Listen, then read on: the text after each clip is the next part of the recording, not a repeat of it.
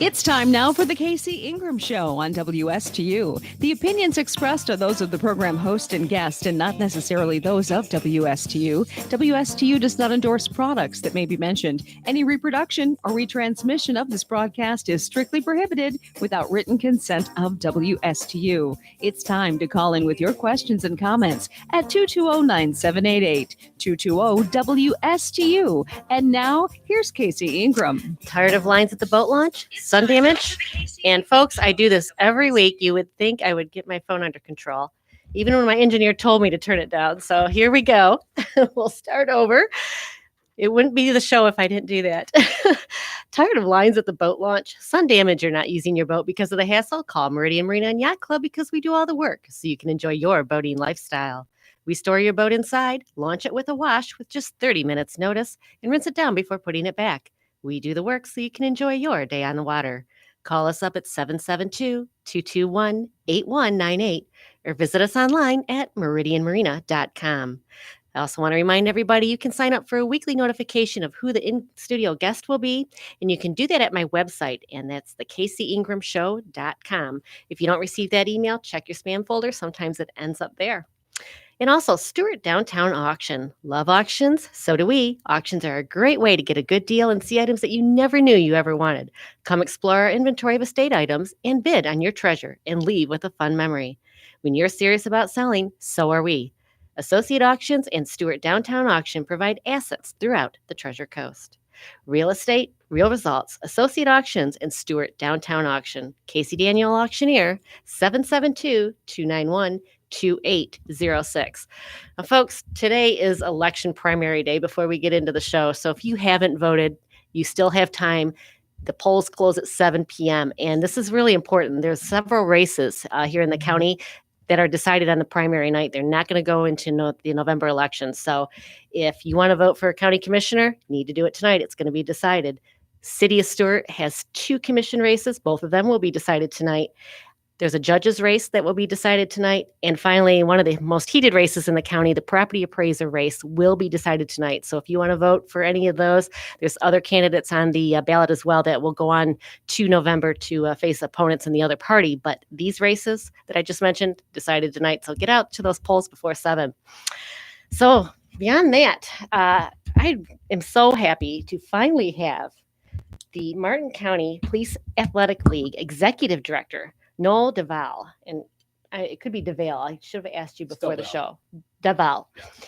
You have finally made it to my studio. We talked about this last year, believe it or not. It was back in 2019, and then COVID hit. And anyways, I'm so glad that you're finally here because this is such an important organization in the community, and wanted to share what the organization is doing, what it's about, how long it's been around. So we're going to talk about all that this half hour. So, Noel, tell us a little bit about the Martin County Police Athletic League. Well, first I want to thank you for having me in. I know it's been a long time, but it's definitely well worth it. Well, I started the Police Athletic League back in 2017, and I approached the Sheriff William Snyder at the time too, because we had to partner with a law enforcement agency, and he gave us his full endorsement and support so that we can move along with the chapter filing and get our bylaws set and everything else like that. We knew that the community needed another means by which the kids can get out and do some things and better themselves. So, my primary goal was to partner the youth that we have in our community with law enforcement and develop that mentorship and that bond at an early stage. I mean, now more than ever, oh my goodness, you can see how important that respect and that relationship is. And Noel, you could not be more right. The youth is where you need to reach out to these people before they get to be adults that have these crazy ideas that we're seeing now that are out on the streets that defund the police movements and, Correct. The Antifa and all that is just absolutely ridiculous. So I think this is absolutely wonderful that you're getting into the community and getting with our younger generation and the kids in the community and showing, our police are really good people. That's correct. Right. Exactly. It can be fun too, right? Yes. So we started with a boxing program, and we did get some flack for that, in the beginning. But, we're not just teaching kids to fight. We're teaching them a discipline and we're also teaching them athletics, competition, learning how to win, learning how to lose, and following rules.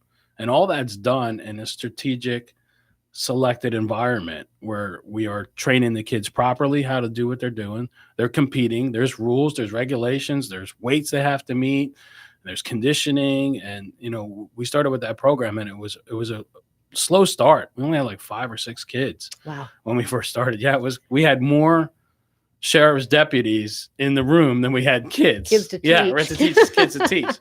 But the kids love coming in and like, oh, there's a sheriff here. He's got his gun on and everything else. Pretty cool. And I gotta give kudos to the deputies. I mean, they were jump roping and everything, push-ups with their full gear on and everything. And it was such an impact to the kids. And as the program started growing and getting a little more steam, and parents started talking to other parents, like my kid's self-confidence is starting to raise. His self-esteem is so much better. He's walking around more confidently. He has more energy now. We started getting busier and busier and busier. So we only had 4 coaches at the time when we first started, and we had sheriff's deputies as well. And I would say probably the second year into the boxing program, we went from 5 kids a night to 30 or 40 kids a night. Oh, my goodness. And we only have a 1,200 square foot facility. Oh, my goodness. That's very small for that many kids. With a 20-foot boxing ring in the middle of it. Oh, my. So we were working in closets with these kids. But thankfully, we had an open parking lot in the back that doesn't get used, an overhead door. So we set up a system to be able to facilitate and train all of these kids. And we had a couple of competitions when we first started. And, as we were growing, I started to think, we need to offer these more to these kids. So I was certified in John Maxwell training as a coach of John Maxwell team. So through that training, he had a youth program for leadership. Sorry, John Maxwell is? He's a leadership coach. Okay. And training expert. Perfect. In Okay. the field. So we went and implemented that leadership program and just started bringing kids in once a week. So I just grabbed all the boxing kids and said, you have to come to leadership. So you expanded the program quite a bit. Yes. So yes. How many boxing participants do you have now? And I know COVID has probably impacted that. Yeah. I mean, before COVID, we were seeing about 300 kids a month through boxing.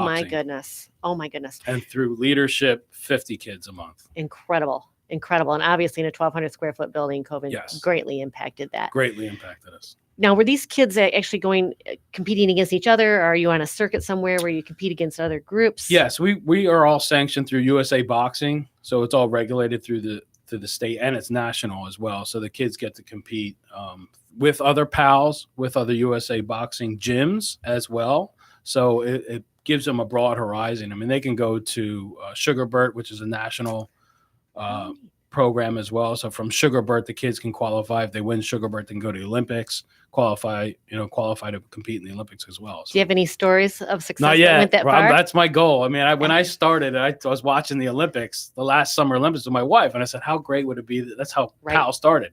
How great would it be to take a kid off the streets that's troubled, at-risk youth, and send him to the Olympics? And my wife turned and looked at me and said, just do it. That's what it's about. And I did it. So now I need the story. Now I'm waiting for that one child. That one, it's that one with that special little spark in his. He's got the left paw or whatever. I don't know all the boxing terms. Make it happen. Yes. It will. That would be very exciting. So. Oh, very much so. That's an incredible program. So, is there an age limit for that program? So all the PALs throughout the nation are ages from youth to 17. So once they turn adults, they're no longer eligible for the PAL program, but they can be factored in as coaches or peer mentors and things of that sort. So we have a couple of peers that are in our program now. Okay. That have aged out. Girls and boys. Girls and boys. Girls fight against girls and boys against boys. There's girls on boys too. There is. Not in competition, but sparring and training wise. Yeah, sure. They do. Absolutely. That's very cool. Yes. So that's the boxing side of it. Let's talk a little bit about the leadership side of it. What are the children leading or the kids learning through the leadership side? So we designed a leadership program to get the kids ready and open their train of thought to make better decisions. We really lead with emphasis on helping themselves first.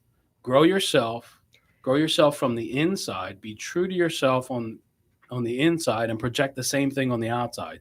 Don't have those character flaws out there. So we really present real life scenarios where Are you being true to yourself? How do people perceive the way you are, and how do you perceive the way you are? Is it the same? Do you act differently around certain people? So we really dive into that stuff, and we've had some pretty aha moments with some of these youth. We had one youth. We have kids that are sanctioned to come to us as well, Okay. and so a lot of kids that have trouble in schools, their first hiccup, usually they have to come to leadership. That's absolutely wonderful that you have a Yes, pathway for them to come right, to a which very is positive great. So, environment. I mean, our one of our aha kids, my Olympic girl, she came to leadership. She had trouble at school, and she came to leadership, and she was stuck with me for 16 weeks. Wow. 1 hour a week. It's Wow. not terrible, but she wasn't happy when she came in. I can tell you that much. Throwing books around and cussing, and like, this is not, just tell me where I need to sign in. That's all I'm doing. And for 1 month, she did that. And then for the second month, she started opening up and getting a little bit more friendlier and talking to us and everything. And then all of a sudden, she just turned into this leader and just opened up and started saying to the kids, all right, you're reading today, you're reading today, you're reading today. And it was like, who is this person? And she went through the program, she graduated, and she's been here 2 years now from a 16-week sanction. That's absolutely incredible. It is. It's a great story. It's a fabulous story. And it shows how you can turn, any kid's life around if Anyone. they might need a little time, Yeah. but they need that instruction and guidance. And it's like, it might not be the first or second or third lesson. It could be the 16th lesson, but there's one of those lessons, or the kid, there's always one youth that goes, aha, or wow. All of a sudden. I know. That's when you got them. And it's like, yes, they get it now. Again, we're speaking with Noel Deval. I'm going to say this right yet. I always mess up names. He's with the Martin County Police Athletic League, and very exciting that you have this program. We're just talking about the kids. How else do they come to your program? Clearly, you said there's a path for troubled kids through the schools. How else do they find your program, or you reach them? A lot of times it's just word of mouth. It really is word of mouth. After COVID hit, now our attendance is really slow. I'm thinking I'm going to get back on the street and just start picking up the kids in the park and saying, hey, what do you got going on after school? Because I got somewhere you can go. And speaking of that, you have a 1,200 square foot building, you said, but we're trying to get something a little bit bigger, a new Pal Community Center. So tell us a little background. You told me before the show, that part of the work is already done. Yes. Tell us about that. So we petitioned to the county commissioners about our dilemma, having such a small space and so many children and kids and youth, that they put forth a proposal for us to lease some land in Golden Gate, which worked out really well. So we approved and signed that lease for the land last month. And now we have preliminary designs done for the building already, but our goal is to build a 7,000 square foot, 2-story facility to host PAL youth there. So it will be a large building that can promote and produce multiple programs for the youth. It's incredible coming from a 1,200 square foot building, and it's a single floor building as well where you're at now. Yes. So to have 2 floors, is that 7,000 a floor or 3,500 a floor? It's going to be probably like 2,000 on the second floor. Okay, so a larger base. Larger base, yeah. Very exciting. So you've got that property from the county. You've got the plans for the building. What about the money for the building? Well, that's our next step. We need to kick off our capital funds campaign. I just opened up our GoFundMe page last week. So it's Martin County PAL. Okay. New facility. So we have a GoFundMe page there, so you can find that. We did get 3 donations already right out of the gate from 3 private donors of $10,000 a piece. Very generous. Yes, very generous. And my goal is to start off the gate and try to get 3 matching sponsors for what we have now. So that will get us up to $60,000. So we're going to take baby steps to get through this. But my goal is within 2 years to have the funds fully acquired and have shovels in the ground. And you need to raise $2 million total. $2 million. So there's a lot of fundraising that needs to be done. Correct. You are a nonprofit, so it is a tax write-off. Yes. And, this is such an important group in this area. This organization that you have started, we complain about our kids going down a troubled path because they don't have anything to do, and you're offering them something fun and different, by the way. Right. It's something that's not really offered in the schools, and where do you go to box? So Correct. here you go. And I love that it's exposing, boys and girls alike to a sport that can last them quite a long time. And, it's something that they can do for fun or professional or become an Olympian. That's correct. So, and our goal with the new facility is to have more programs. So we're going to introduce indoor soccer, outdoor soccer, weightlifting programs. We're going to have 2 classrooms upstairs to utilize for that kind of training. I would love to start. I already have the budget and the program set for a parenting program as well, because a lot of times what we find is we're transforming the youth, but they go home to that environment. Right. And they're back to square one again the next day. Right. So our goal is to help educate and elevate the whole family. The whole family as a unit. Because if everybody's on the same mindset of growth mindset and helping themselves and bettering themselves, boy, just think about what the community would be like 10 years from now when that next generation moves up and then the next generation moves up. So we have to elevate and lift up those around us. And that's what we really try to push with PAL.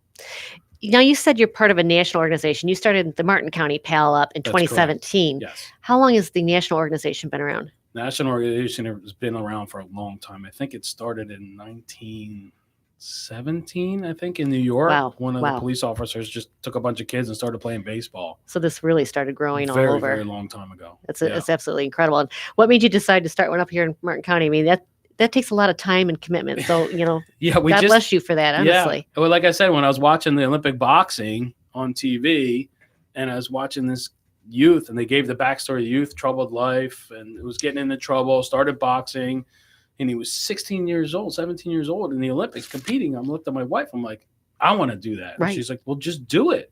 So that's when I started researching it, and I couldn't find a PAL in Martin County. I'm like, why don't we have a PAL in Martin County? This makes no sense.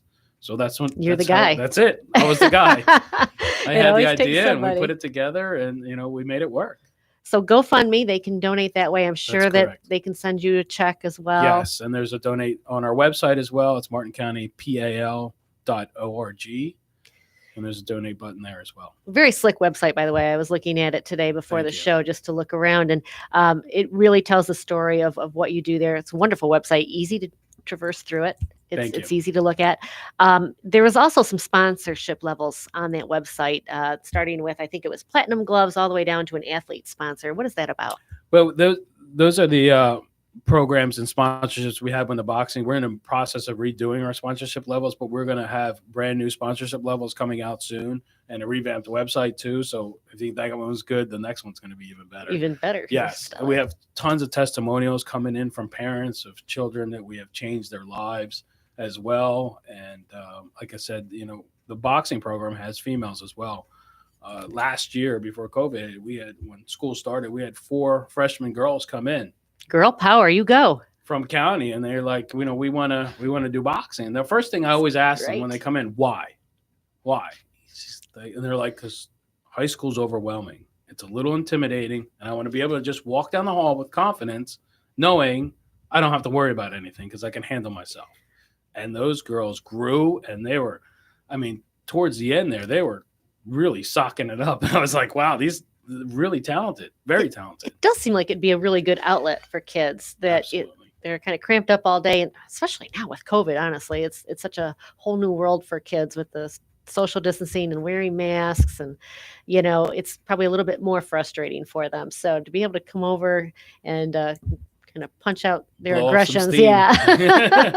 It sounds like a good idea. And they don't always do it with each other. I'm sure you have. That's correct. The boxing, the bags and whatnot. Yes, it's all boxing. I'm not a boxing person, so I don't know the terms. Right. Well, we have 2 levels. We have a fitness boxing and we have competition boxing. Okay. So there's 2 different.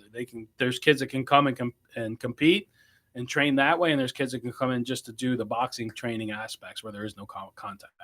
So Jackie Thurl-Lippisch is tuning in, and she said this is absolutely wonderful. So we're a real good supporter of this. Again, we're speaking with Noel Deval, Martin County Police Athletic Association. Really, this is a great program, reaching out to children that want something to do after school, something fun, something different. It's a great way to reach out and have fun with the police. That's correct. They're not the bad guys. They are not. They're here to They protect definitely are everybody. not, yes. And this is a really good program to reach out and say, we're all just people and these are jobs, and the police chose a job to protect us. That's correct. And that's really what it's about. So that's wonderful. Noel, what about, you talked about bringing parents in to help as a family unit, but what about volunteers? Do you need more volunteers to help with just the programs themselves? Yeah, eventually when we get into our new facility, we're definitely going to need volunteers. But with COVID and the distancing right now, we are pretty much maxed out with volunteers where we are. Okay, absolutely. With the money, do you have any fundraisers coming up? I know you're asking people to come out and match, but is there any type of events that'll be coming up? I know that you had a celebration last spring when you had Yes, the we land did. assigned to you, I guess is the Yes. best way to The say day that. before everything shut down. What it was the day We before. got lucky. And girl power, yes, you got it, Jackie. Yes, I remember how that closes down. But is there any events that you're planning? I know it's tough right now. We're trying to plan a couple for the beginning of next year. So we have some in the works, and I don't want to You put can't too much yeah, information out you if we can't can't put pull dates, it off. right, Yeah, right. It's difficult, but definitely, sponsorships and donations are going to be the way to go right now as well.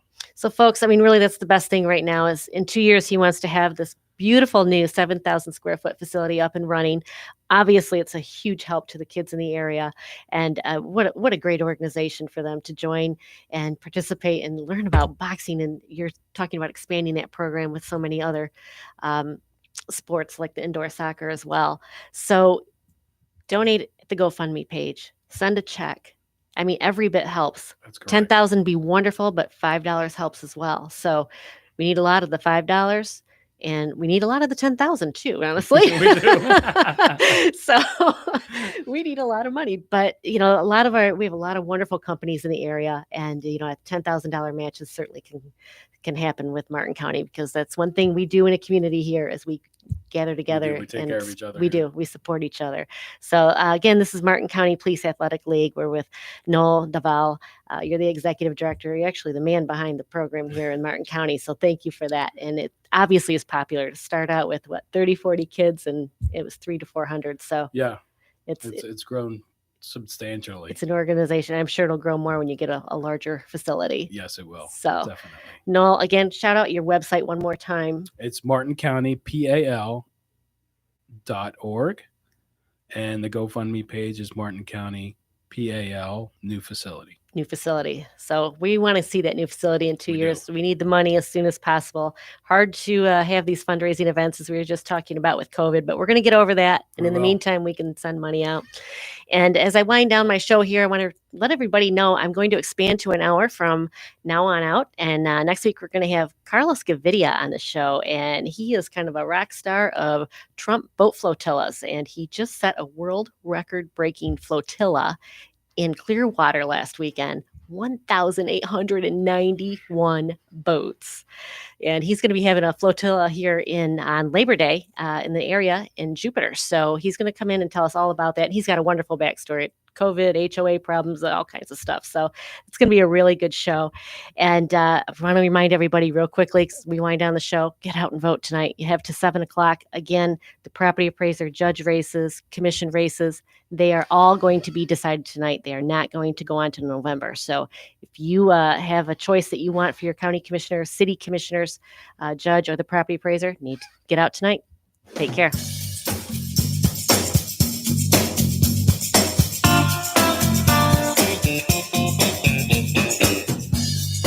You've been listening to the Casey Ingram Show on WSTU Stewart.